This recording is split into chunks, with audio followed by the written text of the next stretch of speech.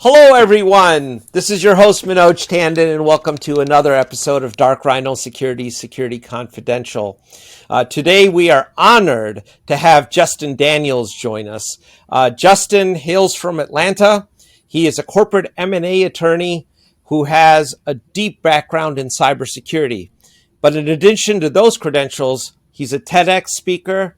He does a podcast with his wife, Jodi. He said, she said. So check that out. We'll put that in the show links.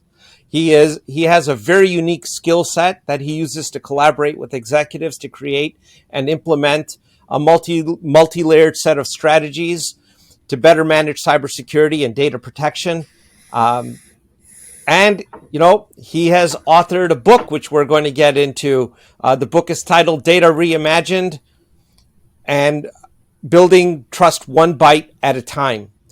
We'll put the links in the show notes to that too, listeners. So welcome to the show, Justin. Thank you so much for being here. It's an honor to have you. Thanks. I'm happy to be here. So what's up? Well, you got to be a little specific. That's about an open-ended question. In regards to what area is what's up? In cybersec, a lot of things. Oh, yeah. We have, let's put it this way, in our world, we don't know what the cat's going to drag in today. It's always something new. I can tell you that for sure. That is absolutely true. Okay. So, an attorney who's an expert in cybersecurity, that to an M&A attorney who is an expert in cybersecurity. That's a very interesting combination. We got to ask you a little bit about your origin here. How did you do this? Like, what got you from M&A to being an expert in cybersecurity? How did that happen? The bridge would be all of the work that I do in technology, because I am an M&A corporate transactional attorney by training, but I almost exclusively work in the technology industry. And so you can name any industry. So I do work in fintech and SaaS. And then I have the more exotic stuff that I do, which will be autonomous vehicles, drones, and I run my firm's digital asset and blockchain practice. But overlaying every single one of those technologies is, of course, cybersecurity risk. And unusually, I have also handled my fair share of ransomware cases as well as BEC compromise that leads to wire fraud. So I've got a kind of a broad background in how I've come across dealing with cyber risk. And you said two things there, ransomware and BEC compromise. So I have to ask, in your anecdotal experience or anecdotally, what are some of the things that have gone wrong that cause these attacks to be successful? And I'll even put a little context behind it. Data Breach had an article just yesterday, I think, on the fact that I think statistically they looked at the United Kingdom, that over 90% of the ransomware attacks in the UK could have likely been prevented with some basic hygiene and good practices. So I'm curious what your experience has shown you. So the pivot from the office to remote work was a huge impetus to cause ransomware cases to go through the roof. Okay. And what I mean by that is, at many companies, the IT person is your de facto security person. So you have one person doing two roles that are inherently at odds with each other. And so the reality is when people pivoted so quickly to the remote workforce, the CEO and the management's like, hey, you got to keep the computers running. If you don't have computers up, we can't run our business. And so that's what the focus was. And then, we need to implement multi-factor authentication for all our remote users. Well, that got put on the checklist and that never made its way to the top until, of course, that was the exact method that the threat actors would use to get into the network. So number one issue is specific responsibility for cybersecurity that's not the IT person who reports directly to the business owner, the board. That's number one. Okay. And then number two is some of the things I'm sure you've talked about, you alluded to, which is multi-factor authentication, patching, and using the most up-to-date software. As you said, simple blocking and tackling things that if you did, you would increase your cyber posture by more than 50%. But companies are busy, they're going to the marketplace, and spending money on your digital infrastructure is not the most exciting thing. It's very analogous to some of the physical infrastructure issues we've had with bridges. Right. Nobody's getting excited to spend $4,000 on Windows in their house. Right. And cybersecurity is the exact same thing. And so the results, particularly with this pivot to remote work that we've had in the last couple of years, are all but inevitable. And given the fact that and this is just conjecture on my part, or it's an opinion, I don't think that this remote work is going away anytime soon. I think that genie is out of the bottle. So there's a degree of permanence that's going to likely continue into the distant future here. Do you think that will have a change in corporate culture and their outlook towards cybersecurity? And force some of these conversations where before, as you said, it's like changing your windows. Who gets excited about that? I don't know that alone will change corporate executives' attitudes. What might start to change it is, for example, the SEC has put new rules out around cyber that are in the comment period. Once those are finalized and those actually go live, maybe depending on how much those things are enforced, you might start to see changes. And will they apply only to public companies? They will, but here's the trickle-down effect.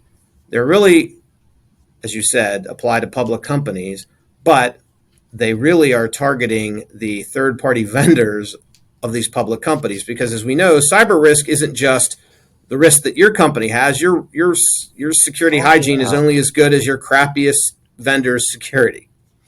And so if you are a enterprise company or other privately held company and you want to do business with these big companies, they're going to start taking the requirements the SEC is imposing on them and impose them on you. So here's the thing, and we've had so many guests on this show where third-party risk has been a hot topic, and it is absolutely a hot topic. Right? Sure. And I don't know that anyone's really figured it out 100%, but when that kind of burden is put or placed on a third party, the big question always comes up is how is that going to get paid for? Because it's like the vendor is like, fine, I'll do it, but I'm going to jack up my prices because I just can't afford to do this, right?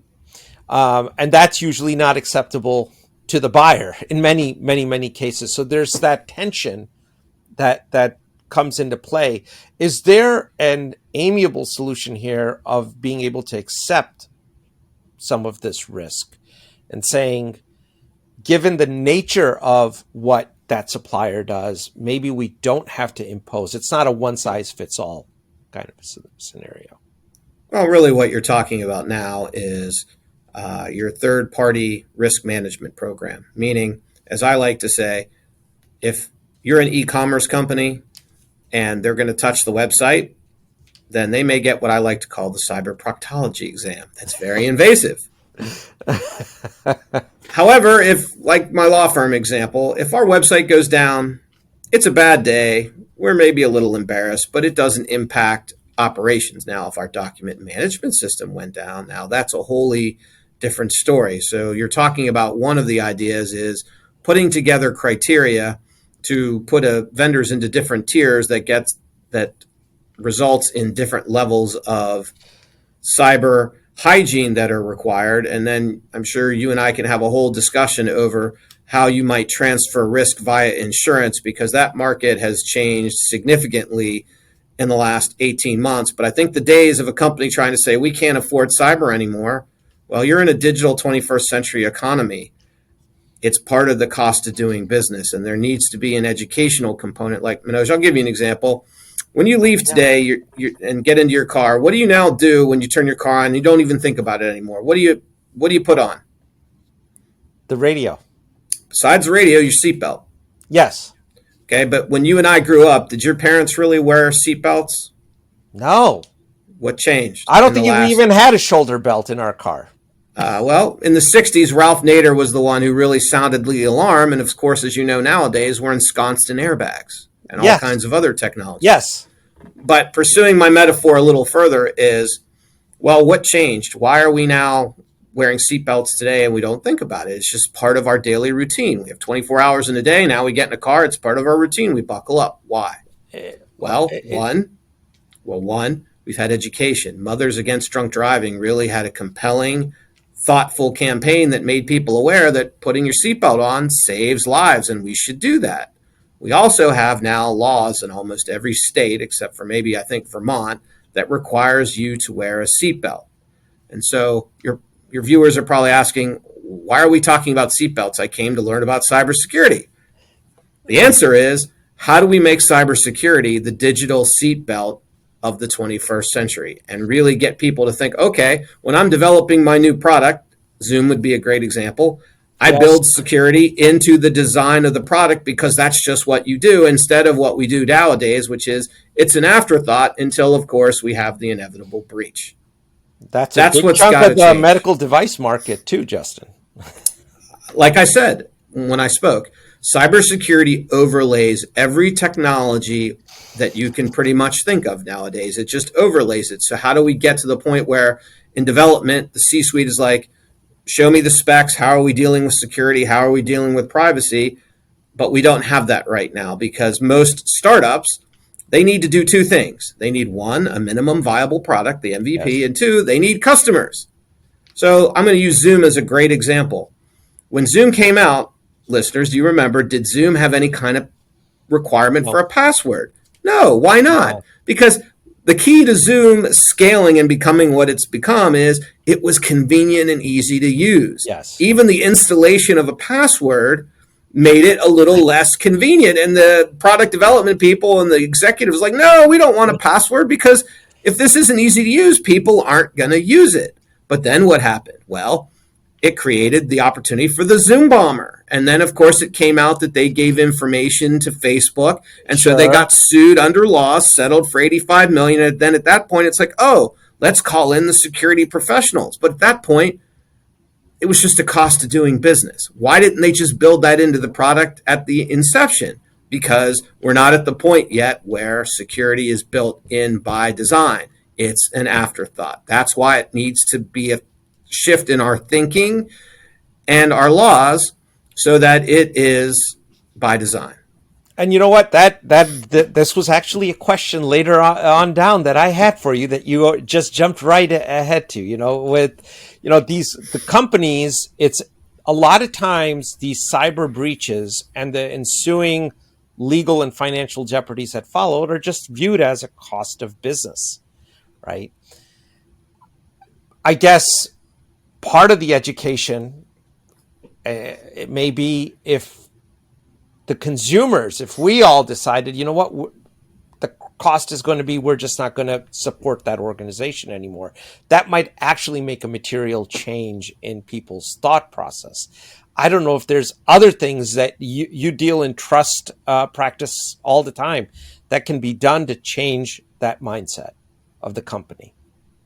So part of how I'm trying to change that mindset is, and I know we'll talk about it, is the opening part, the opening chapter of the book, Data Reimagined. Yep. It's a takeoff on Dickens. So instead of ghost of the past, we use the ghost of data collection present. And so what we do is think about in a day how much data gets collected. So if I get up in the morning and I say, hey, Alexa, turn on the sports radio station, well, maybe they share that information with the local sporting goods store who wants to sell me something. Then I drive out of my neighborhood. There might be a camera that notices when I'm leaving because it's designed by the local municipality to find digital license plates. Then I go and park my car, but I don't need a ticket anymore because the camera at the parking deck scans my license plate. And my point is people don't appreciate how much data is collected Oh, about them before they've even had a cup of coffee in the morning. And if they appreciated that better, they may start to think, well, what are they doing with this data? Where does it go? Because when we collect data, now you're creating the opportunity for someone to want to deny you access to it, to steal that data, because that data has now become valuable. It's the new digital gold, so to speak. And so I think if people start to be aware, like there was a funny John Oliver show, a comedy show which about with episode? it was with Edward Snowden. Okay. And so without getting too graphic, they were polling people and they're like, well, what if people could go on the internet and get your pictures of your private parts? And that's when people went nuts. They're like, no, I wouldn't ever want to have that. But yet people don't appreciate how much data is collected. And my point in all this is if you start to have more of an appreciation of what data is collected about you, what's done with it, then people might start to have a different opinion, because if you think about it, we're not far from being a surveillance state with all of the data collection that goes on. We're just Heck, not. your refrigerator is telling you what inventory you have in the fridge. That's right. But people aren't connecting all of those dots. And that, I think, has to happen, because every one of the CEOs, Manoj, that you're talking about, they're also a consumer. So how do they feel in wearing the dual hat of business person and a consumer about what happens to their data? Like when they hacked into Jeff Bezos's iPhone and they found pictures of him with his girlfriend or whatever. You know, even a guy like that, he's got issues there. But we've all traded resilience for convenience. It's a thing that's happened. We've made that choice. It might be unconscious, but the choice has been made. Yes, we are a society that worships convenience, and we haven't thought about what are some of the unanticipated costs. Just like when we outsourced manufacturing because it was cheaper and it made things cost less, the pandemic made it clear that there were costs, all right. They were just hidden. And when we had a black swan type event with the latest pandemic, those issues came home to roost. So if you take the grid down for 5 or 6 days in a major city because of a cyber attack, you'd have riots. Oh, you'd have sanitation problems. Ted Koppel wrote a book on that. Lights out. Yep, exactly right. And so that's, to me, where the education part of this is so important, because people aren't really thinking about this, and they should. Well, and that's data privacy, which I guess the question is that an oxymoron, right? I mean, is that really there? I mean, can you have privacy of data in the way things have played out right now? Not really, but now you're seeing it going too far, and then the backlash. Because remember, as I like to think of it, data privacy and cybersecurity are like peanut butter and jelly. They aren't exactly the same thing, but they're very complementary, and it's kind of hard to talk about one without the other, because normally when you get into cyber issues, we're talking about either sensitive or other kind of private type of information. So the two of them are very much interrelated. So it's hard to talk about security and not touch on privacy, because that's the kernel of what the concern is, because I don't want unauthorized people to have access to all kinds of personal information about me, or it could be the government's latest plans for the nuclear submarine or something like that. But that's the society we live in. We are wholly dependent upon computers, meaning cybersecurity is of national security importance and a strategic business enterprise risk. But as you pointed out, there's still a credibility gap. What CEOs say in the news because they know they have to versus the actions they actually take. There's a gap there, hence the credibility gap. Well, there's a couple thoughts on that. But the first one that comes to mind is that credibility gap created, simply because, our colleagues in the cybersecurity industry, and I'm going to blame them a little bit here, they are often speaking a language that the CEOs just don't understand. So the CEOs, the decision makers, it's very hard for them to have the context of what the ask is going to result in, how it will result in a reduction of risk. Because most cybersecurity professionals do not speak that language. It's funny that you say that, because whenever I handle a ransomware engagement, That's one of my main roles, is I act as a filter to translate what the forensic people are saying so that the C-suite people who have to make a business decision can make a business decision. And that continues to be a problem, because you can be very smart, but if you can't explain and articulate in a manner that the business people understand, you're really speaking a different language. You're right. That is one of the issues. So whenever I've gone to speak to different forensic firms that have had me come and speak about how breach counsel can partner better with the forensic firms, that's usually at the top of the discussion, because that's something that has to be learned by really smart technical people about how to translate what they're saying to business people. And that continues to be a persistent problem. And you want to exacerbate it, put people under time pressure with incomplete facts, with their business on the line, and tell them, yes, let's make good decisions. Because another funny joke I have is, think about it. And since you're from Pittsburgh, this will be an easy analogy for you. Okay, go for it. So let's say the Steelers finally make it back to the Super Bowl. This whole desert we're going through ends. But the few days before the Super Bowl, Mike Tomlin comes out and he says, you know what? We're just going to show up on Sunday and play defense. We're not going to have a defensive game plan. We're not going to practice. We're just going to show up. Can you imagine what would happen in Twitter? And people would, at a minimum, want his head examined, and most of them would want him fired. Yes. But at the same time, most companies have no cybersecurity incident response plan. They never practice. They just figure when the ransom or data breach happens, we'll just show up and we'll play, and you can see what the inevitable results are. A lot of them are relying on their insurance company. I can't tell you the number of people I've talked to about that, where they're like, well, ultimately, this is why we have insurance, and the insurance company is going to have to step in and make it right. And those days are over, because in the last 18 months, what's happened in the cyber insurance industry? A convergence of three things due to the high claims. We make our insurance higher premium, much higher, much tougher underwriting. Oh, I've had people call me with 150 to 200% increases.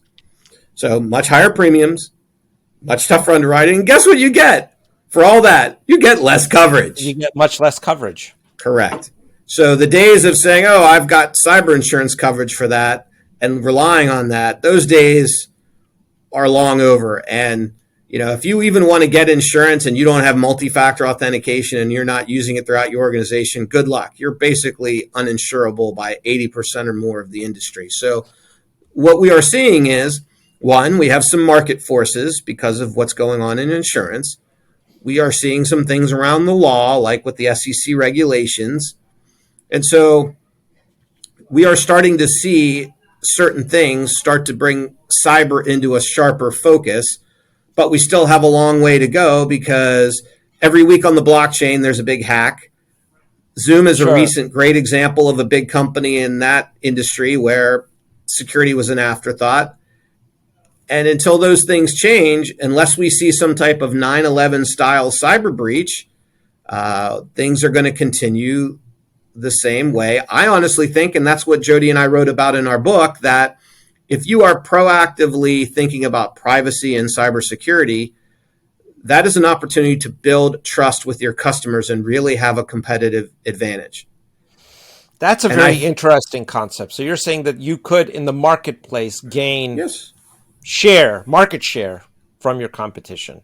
Well, Manoj, give me an example. What do you like to do for fun outside of podcasting and other stuff? Give me an example. Do you like to, I don't know, maybe you like to run? Run. Great example. Okay, so let's use running as an example to flesh this concept out. And security is, so obviously to run, the pair of shoes that you wear, as well as your moisture wicking shirt, matter a lot to you. You want to run comfortably. Yes. Okay. So let's say, for example, you like, I'll just say Nike shoes. Okay, fine. Why not? Use Nike as an example. Well, if there's something about Nike shoes they like, they have the way they fit or what the brand stands for. Well, if they have a relationship with you where they're collecting your data and they can send you, hey, Manoj, we're coming out with these new technology running shoes. You can really measure certain things about your run, your strides, all this other stuff. That's cool to you. And maybe you develop a relationship where you want to give Nike more information because you like what you're getting from the brand. You've developed a relationship. You like wearing their shoes. But let's say there's Reebok, using them as just an example, but they collect your data, and then all of a sudden you get ads for shoes for toddlers. Why are they sending you ads for toddlers or stuff? You didn't ask for that. Where are they getting that information? Well, maybe they've bought data from other places that's not respecting what you're looking to get out from the brand. So the data that you collect and how you interact with your customers, you know how many emails you probably get from brands you've never heard of because yeah. Right. Like they're trying to sell you all kinds of stuff for shoes or running. You're like, I'm not interested in it. How'd they even get this? Delete. Yeah, it's a mass delete. I don't even look at them anymore. It's just delete. So think about how much of a higher target rate you would get if you're thoughtful about the data collection and you look to establish a relationship with Manoj about how you're using his data to send you things about something that you're passionate about, which is running and fitness and whatnot. But too many companies, it's just kind of a carpet bomb. When people are really looking for authentic, meaningful relationships, because that's what we have nowadays, because, the days of getting your Sears Roebuck catalog are over. So now we're online. So companies are trying to figure out how to have a relationship with you. And the data collection, and the big part of that is how do they protect your data, becomes important and could be a way to establish a meaningful relationship where you want to share, you want to give to that brand. So, here's the thing with that. And you picked the running example. I'm going to say anything that we interact with, actually, any product that we buy, are we genuinely informed consent? In tech, the consumer is really not able to give it. And let me further elaborate on what I mean by that. In medicine, when you go to the physician, and if you need something, you are always given a plethora of information to get informed consent from you, right? In tech, when I buy an Alexa, I just get a EULA that's 30 pages long that I will never read, and I can't wait to hit accept. I buy a Samsung TV whose EULA says they can turn the camera on at their discretion. I just hit accept because I want the TV to turn on. This goes on and on and on.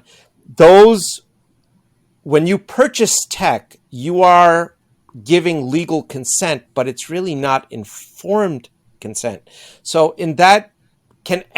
first of all, how is that possible? How do they get away with it? I want to know about, from a legal minds aspect, how can companies get away with it when you can't actually get away with that in medicine? You can't. You have to. It's the difference between HIPAA. Well, let me step back. So let's talk about the legal framework that we have for privacy and cybersecurity in this country. So first question, do we have an overarching privacy or cybersecurity federal law in this country? No. No, we don't. What do we have instead? We have a sector-based approach. So you identified HIPAA. HIPAA governs healthcare. We have Graham Leach Bliley to an extent for financial services. But when you start talking to me about TVs and Alexa, Tesla too, now we're outside of certain sectors that have heightened concerns over privacy.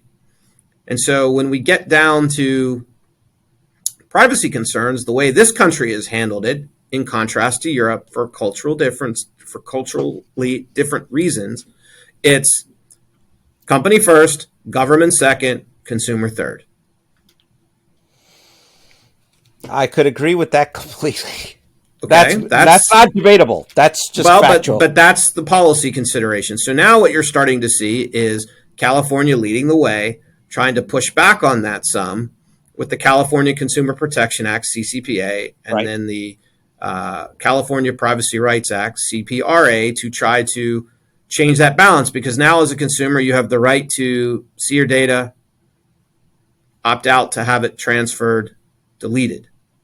And so we're starting to see the pushback, but you're starting in this country from a policy perspective of company, government, person. Europe is fundamentally different. They view that privacy right as pretty fundamental, as kind of codified by GDPR, but that's because during World War II, they dealt with the Gestapo and all kinds of stuff during the Cold War. So their historical experience is very different than the one that we have in this country. Our privacy laws, in my view, or policy considerations, reflect the fact that people aren't very aware of how invasive all of this data collection has become. That's exactly right. And they're agreeing to it. So it's not like any of the companies are doing anything illegal. I'm telling you I'm going to gather this data, and you're agreeing to give me consent to because gather you want because you want the TV, you want the Alexa. And so what might happen in laws that require, instead of, say, opting out, that you have to opt in? That's kind of the European approach, where they don't collect the data unless you opt in. Our approach is now, under certain California laws, you might have the opportunity to opt out. But to your point, everybody wants convenience. Back to what we said before. Yeah. I'm going to click OK because I want my Alexa to turn on. I want to have my Samsung TV, and I don't read the boilerplate in the privacy policy as to what they collect. Manoj, if you and your listeners want to have fun next time you go to a store, my wife and I actually did this. We were looking at a smart bed. Okay. The salesman's touting about, it'll tell you how many times you turned over and your sleep.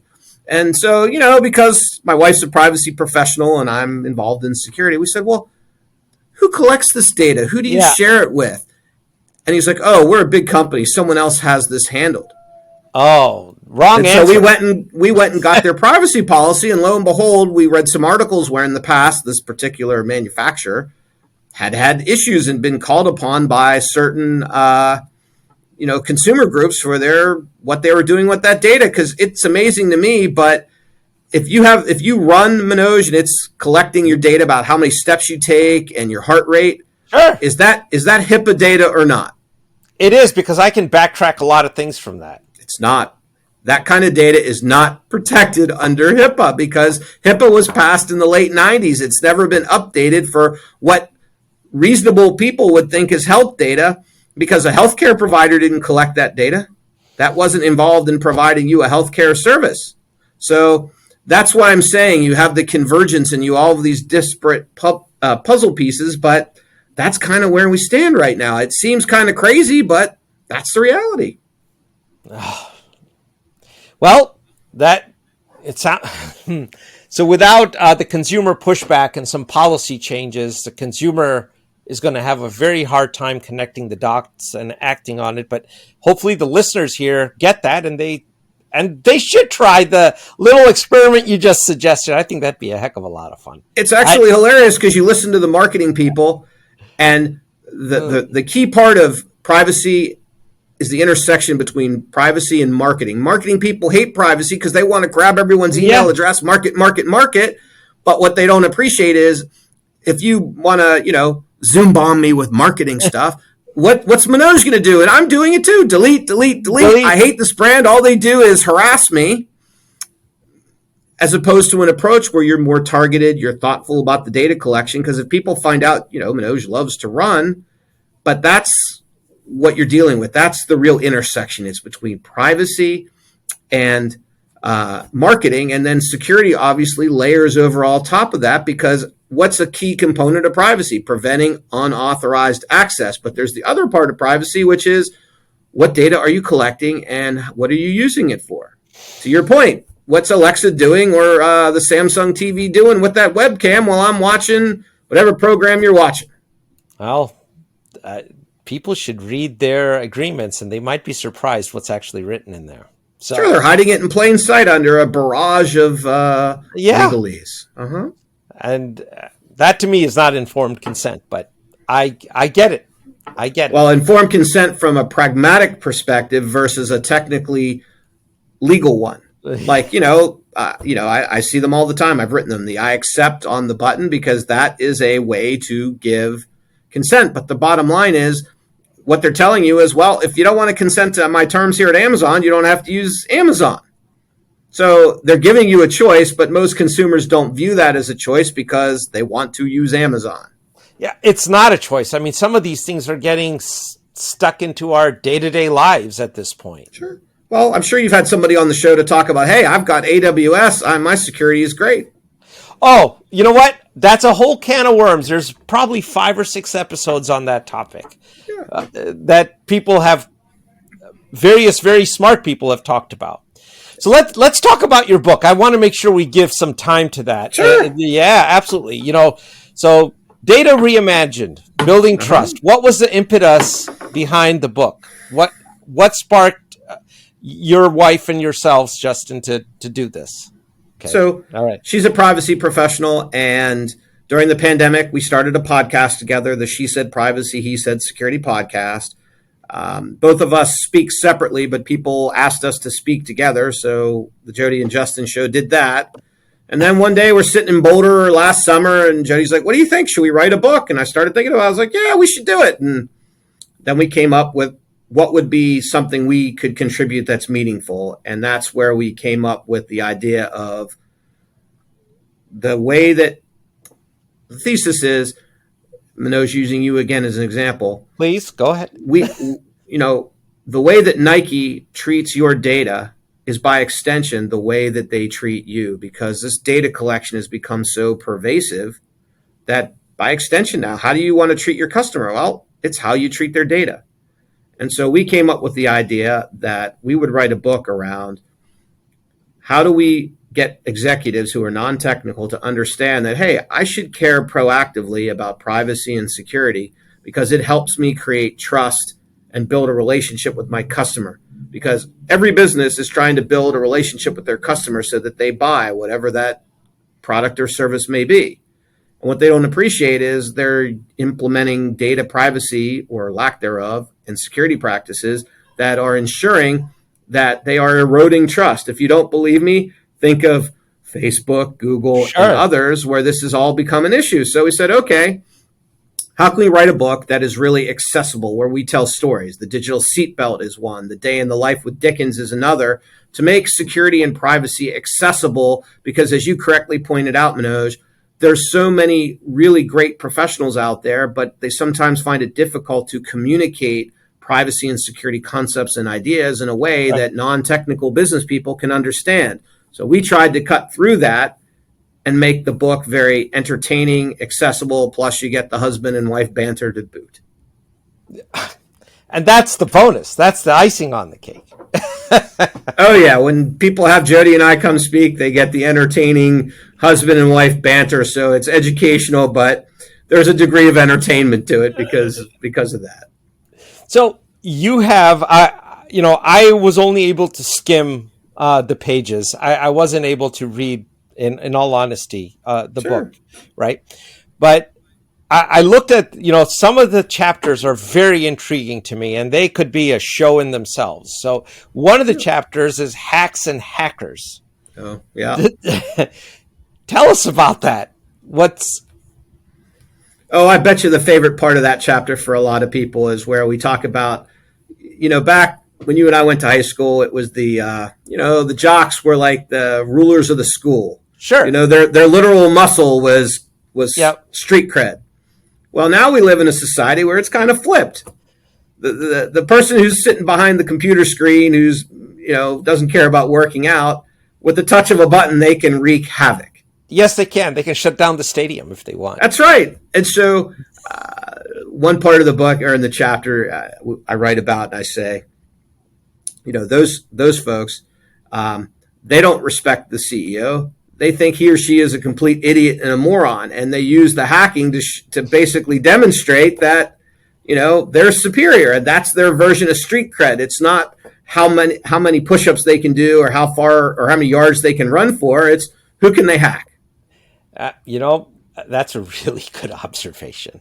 There is absolutely a percentage of people that would fall into that category. Yeah, look at Lapsus and some of the hacks that they've had where these young kids go out and do this. But to me, they're burnishing their street cred to prove they can do it and basically laughing at these highfalutin CEOs. They basically think they're idiots. Well, and that's one thing that's unique about the cybersecurity cat and mouse game, if you will, versus other types of crimes that take place.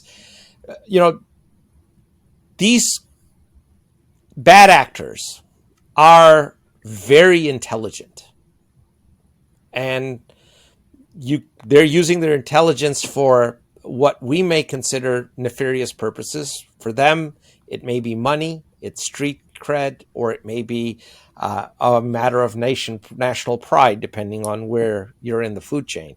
But a lot of people forget that these folks are very intelligent, and they are looking for vulnerabilities. They are looking for flaws in the process that are exploitable. And that's different from your run-of-the-mill criminal in many ways. Very true. I mean, now we have software as a service, but we also have ransomware as a service. Oh, we heck have yeah! customer service to help you with the decrypt key know. after you pay, and if you get hit a second time, you get a discount.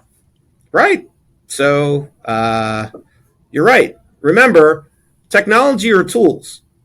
It's only as good as the person ultimately who is wielding this. So when people talk about artificial intelligence as the solution to cyber risk and all this, I'm like, okay, well, it depends on who's using the AI, because AI could be used by threat actors to further galvanize and create harm, as opposed to the white hats who want to use it to protect. It's a agnostic tool. It's dependent upon who's using it. So I'm so glad you said it. Now maybe people will believe it. Well, it just goes back to the education part, and that's why a podcast like yours is so great. You're putting things out there, people can consume it. It's just the challenge we have is it's harder than ever to find good sources of information, because one of the unintended bad consequences of social media and other things is it gives a bullhorn to anybody who wants to say anything. So the amount of crapola that's out there is exponentially higher. Well, yeah, a little bit of using some gray matter can do wonders to filter that out. But again, that's not convenient. And we've already traded for convenience. So there you have that. And that's the root problem of cybersecurity is we as a society worship convenience. And cybersecurity as yet is not very convenient. I mean, heck, even getting somebody to use an SMS, four number text to do multi-factor, that's too much. Oh my God, they complain about it. At the checkout counter at Rite Aid, you can bypass the PIN on your chipped card. So why have the chipped card? Exactly. But in Europe, you actually can't do that. There, they force us to put the PIN in every single time.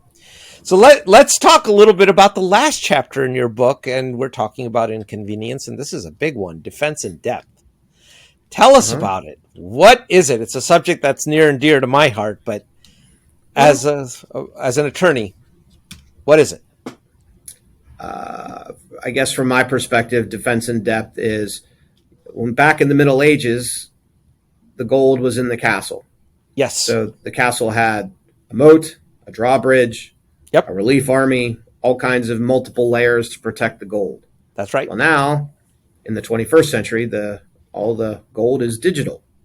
So how are we then using defense in depth, much like the castle? It's just the same old idea being brought forward using new technology to, have MFA, have endpoint detection, have policy training in place, have incident responders in place.